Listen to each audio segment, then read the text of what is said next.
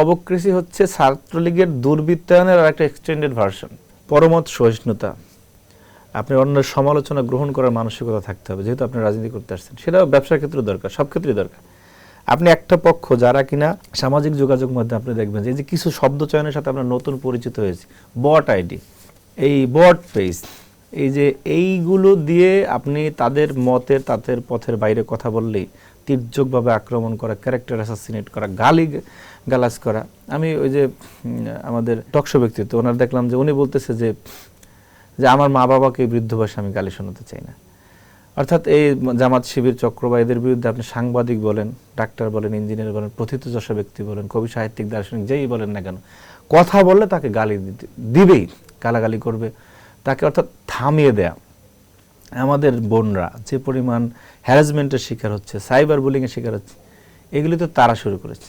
আমরা ইভেন এত character assassinate আমাদের করা হয়েছে, এরপর কি আপনি দেখেছেন যে 12 ফেব্রুয়ারি পরে তো অন্তত আমাদের সুযোগ ছিল যে কাউকে একটা বকা দেওয়ার, আমরা দেই না তো। এখন তো আপনারা ক্ষমতায় আসছেন, তাহলে এখন কি আবার ঐক্যের ডাক দেবেন কিনা?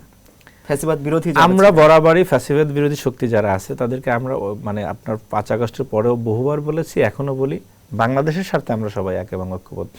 কিন্তু আপনি এমন কোনো ইন্টেনশনালি মবক্রেসি তৈরি করবেন না যেটা শিক্ষার্থীদের কাছে অগ্রহণযোগ্য, শিক্ষার পরিবেশ নষ্ট হয়। সেইটা আমরা যদি হয় তাহলে শিক্ষার্থীদের সাথে নিয়ে সেটা আমরা থামাতে বাধ্য হব। কারণ এই মবক্রেসি করে শুধুমাত্র আপনার উদ্দেশ্য প্রণোদিতভাবে বিভিন্ন ব্যক্তির চরিত্র হনন করা, ক্যাম্পাসে শিক্ষার মানে সুষ্ঠু পরিবেশ বিনষ্ট করা ছাড়া এই মবক্রেসির আর কোনো আউটকাম, আর কোনো ফলাফল নেই। এই যে মবক্রেসির কথা বলছেন, এই ইস্যুগুলো আসলে 5 আগস্টের আগে কিন্তু ছিল না, এইভাবে এত ঢালাওভাবে ছিল না, এখন তৈরি হচ্ছে। 5 আগস্টের আগে তো তাদের সক্ষমতা ছিল না, তারা ছাত্রলীগের সাথে ছিল।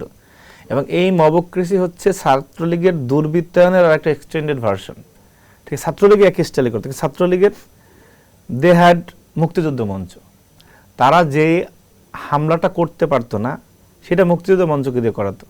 আজকে শিবির যেটা না করতে পারতেছে নিজেরা, সেটাই মবস্টারদেরকে দিয়ে সেই ন্যারেটিভটা দিচ্ছে, সেই মবক্রেসি করাচ্ছে, পরবর্তীতে তারা সেটা মানে ফুয়েল দিচ্ছে অথবা তারা যুক্ত হচ্ছে।